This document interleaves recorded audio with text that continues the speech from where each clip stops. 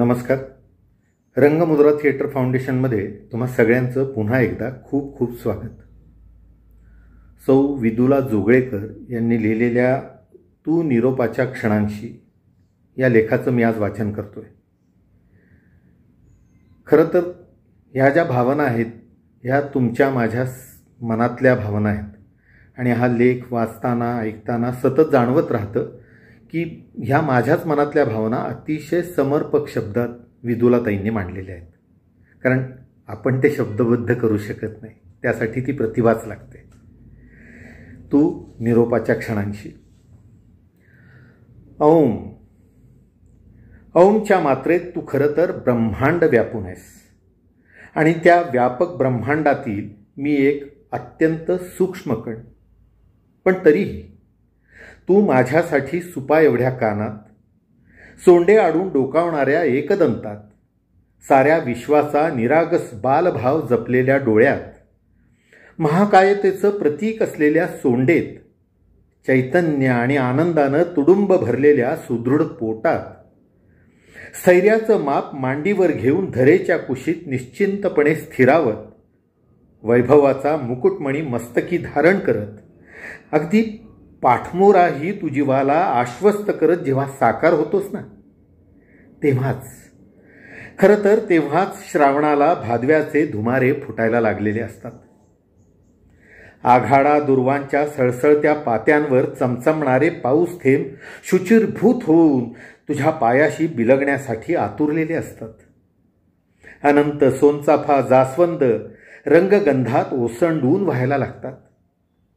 नाजूकशा जाईकळ्या प्राजक्ताशी स्पर्धा करत, मातीशी सलगी करत तुझ्यासाठी पायघड्या अंथरायला लागतात. निगुती विना वाढलेली जांभळी पांढरी गोकर्णी एक पाकळीत उमलत स्वतःचं अस्तित्व वेलीवर विलसत नेते. दूर गावाबाहेर कुठेतरी तलाव पाण्यात कमळाचे बहर बाजूच्या झुडपातल्या पिवळ्या धमक काटेरी केवड्याला खुणावायला लागतात. आषाढ श्रावण सरींनी तृप्त झालेला निसर्ग जसा विविध अंगात विविध ढंगात तुझ्यासाठी सज्ज झालेला असतो ना, अगदी तसाच हा भोवतालचा भौतिक पसारा देखील समृद्धीचा साज लेवून घर बाजारपेठांमध्ये सजायला लागतो. निराकारातील तुझ्या साकार रूपाची मनीषा बाळगणारे आम्ही सारे मग तुझ्या स्वागतासाठी आतुर होऊन जातो. तुझ्या आकारापासून ते तुझ्या मखरापर्यंत, फळाफुलांपासून ते मेवा मिठाईपर्यंत, साफसफाईपासून ते नैवेद्यापर्यंत आणि मंगलारतीपासून ते ढोल ताशांच्या पथकापर्यंत तू कणाकणात निनादत राहतोस. 14 विद्या आणि 64 कलांचा अधिपती तू. प्रत्येक कला सन्मानित करत जीवनाच्या विविध अंगांना खुलवत राहतोस. तू म्हणजे मूर्तिमंत चैतन्य. कारण तू जनात येण्याआधी मनात साकार झालेला असतोस.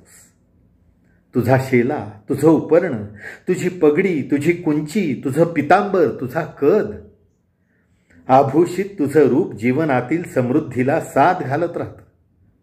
तुझा परशू, गदा, त्रिशूळ अटळ जीवन संघर्षातील स्फुल्लिंग जागवतं. हरतालिका आणि गौराईंच्या मध्यावर येऊन तू माता आणि अर्धांगिनींमधला तोल सांभाळत, सृजन ते विसर्जन मधलं प्रवाही आवर्तन इथंच ठेवून निरोपाच्या क्षणांपाशी आम्हाला घेऊन येतोस. 2 दिवसांची हुरहुर पुन्हा नव्या घटकांमध्ये विलीन होत भारलेले क्षण हृदयस्थ होऊन जातात. तू असाच आहेस. त्वम कालत्रयातीतः, कालाच्या पलीकडचा, तरीही कधी कालाच्या अलीकडे येऊन आम्हाला आश्वस्त करतोस. विकल्प मनात आहेत, चराचरात नाहीत, असं सांगत विघ्नेश्वर होऊन निराकारात हरवून जातोस. बाप्पा मोरया.